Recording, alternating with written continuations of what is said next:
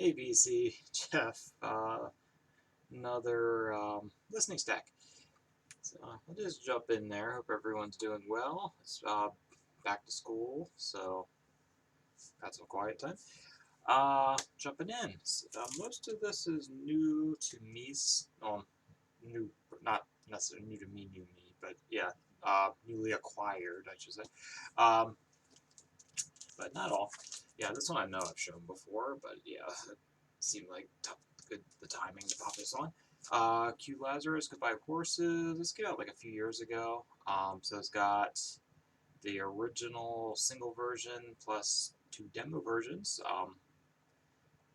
In some ways, I actually like the demo versions better, but the vocals are definitely better on the actual released version. Um, Released version is a little cleaner, of course, too. And then additional demos. I guess they just never went anywhere. Of course, song is best known for, yeah, like I said, it was the Buffalo Bill dance and was it Silence of the Lambs and what was that? That lawyer comedy with Joe Pesci. My cousin Denny, is that it? I forget. And Marisa Tomei in it too. I don't know. Anyway, yeah, but yeah, apparently she passed in the last week or so. So she basically it was a one-hit wonder. There was definitely some talent there, but and I guess she was working as a bus driver or something up in Jersey, something like that. But yeah, there was supposed to be a documentary that's going to come out on no, it's Netflix or HBO or something, but it's supposed to come out soon. So looking forward to that. But yeah, if you can find one of these, yeah, it's worth having. I'd say it's a great song. The demo versions are, no, I think they're they're fresh. They're different. Um, little, I actually, yeah, I like the second demo better actually. But yeah, Q Lazarus, just a 12-inch single there, mini EP or whatever they want to call it. This was a thrift find not too long ago.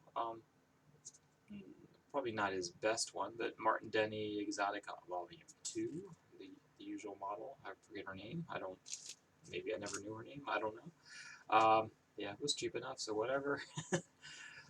So Martin Denny's fun to throw on every once in a while, like Exotica. So, I don't know. 3.5 or 4, I don't know. This one's a 5, though. Yeah, I remember seeing him on this tour, too. Great album. I think it's out of print again. I saw this at the record store and it was still sealed, so I picked it up. This is like, the pressing was like maybe 4 or 5 years ago. So Fugazi's Red Medicine, probably my favorite.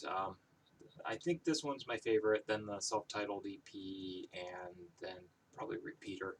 You can't go wrong with any of those. But yeah, this one's a 5. Opens up really strong with Do You Like Me? But yeah, great album. I think it's maybe I like it because I think it's a slightly more math rocky than some of their other ones.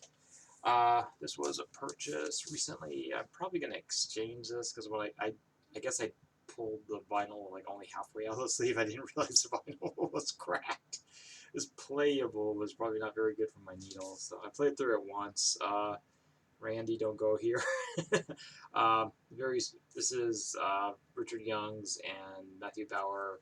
Uh, is it Black Sunroof or whatever? That one that Randy had a strong reaction to. It's pretty much the same thing. So that's the receipt because I'm gonna have to try to exchange it. It's interesting artwork though. So I think it's like silk screened with some. It's definitely painted or something on top of the silk screen. So kind of cool artwork. Is it as good as some of their other stuff? Probably not, but it's still a pretty solid floor. Some pretty heavy sounding drone here. That back. Okay, yeah, this was a good find for cheap. Ponies, Lace with Romance. This is on In the Red. So if you like, what's their Raining Sound? It's kind of in that wheelhouse, that kind of retro. It's kind of like a Shondel's thing going, I guess. Kind of that retro garage punk, but it's a little more on the garage side. It's a pretty good album. Probably the I don't know. Yeah, the vocals kind of remind me a little bit of what the dude from the Shondells, Tony, what is it? Tommy. I don't know, anyway, kind of in that vein, but yeah, they're probably going to turn some people off. Definitely some organ and stuff going on, but pretty damn good album. 4.5. I think I had this I bought it on like MP3 or something like that, but now I got it on vinyl. I got it for cheap because I guess no one knew them anymore. And another thrift find. This one I'm probably gonna sell or whatever. Yeah, but it was decent. That's out of Henry Mancini, 3.5-ish. So it's got like a version of Peter Gunn, some other stuff. It's kind of interesting. And what else I got? CDs. This was a cheapo buy. Pretty fun though. Susan Siani. This is kind of a transitional record from her more like heavy electronica stuff into the more classical stuff. But the instrumentation's very synthy on this one.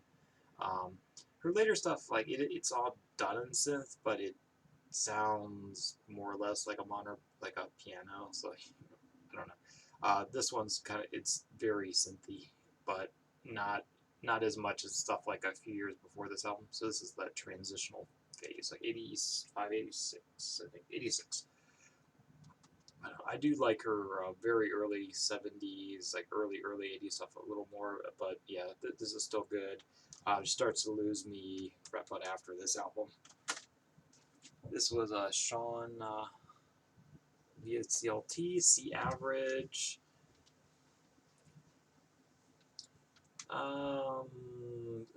Very Sabbathy at times, and a little desert rocky at times. But yeah, I don't know. I do have to listen to it more because Sean swears by the third track. It does have that kind of sludgy Melvins kind of thing, but it's definitely heavy into the Sabbath. For now, I'm going to say it's C Average. it's around a 3.5, maybe approaching a 4. I definitely have to get another listen. The first impression was like, eh. This one's friggin' awesome though. Splinter by the Judas Cradle. I think, or is it the other way around? I don't know. It is Splintered. Oh, sorry. So Splintered's the musicians, and then Judas Cradle's the album. So they're fairly obscure. They have a pretty big discography though. They remind me a little bit of like say Glazed Baby. So I've heard them described as industrial, but I would probably throw them a little more into the noise rock thing. Little droney. It does have some little industrial overtones, but it's pretty on the heavy side, and not like old school instrumentation. It's not like all synthy at all. It's pretty hard. But yeah, great album. I give that 5. Sean, check that out if you don't know it. And last one, yep. And this was a thrift pickup. So Drifter's Golden Hits. This is not a modern comp. This is a late 60s comp that was reissued on CD. But it's got all the essentials pretty much on it. So it's got like on Broadway, Under the Boardwalk. Save the Last Dance for Me, I think was pretty big. But yeah, some of this is Benny King, some of it's not, but that's kind of their golden period, so golden hits. Worth picking up, I'd say, if you see it. There should be a vinyl version, same artwork. But yeah, pretty solid comp, at least a 4. But yeah, you know them. Anyway, I'm going to stop right there. Have been picking up a lot of new stuff recently, so you're going to start seeing more of that. But yeah, I'm not working at home as much, so my stack's not as big as the last few weeks. Anyway, hope you guys are well, take care, and check it out.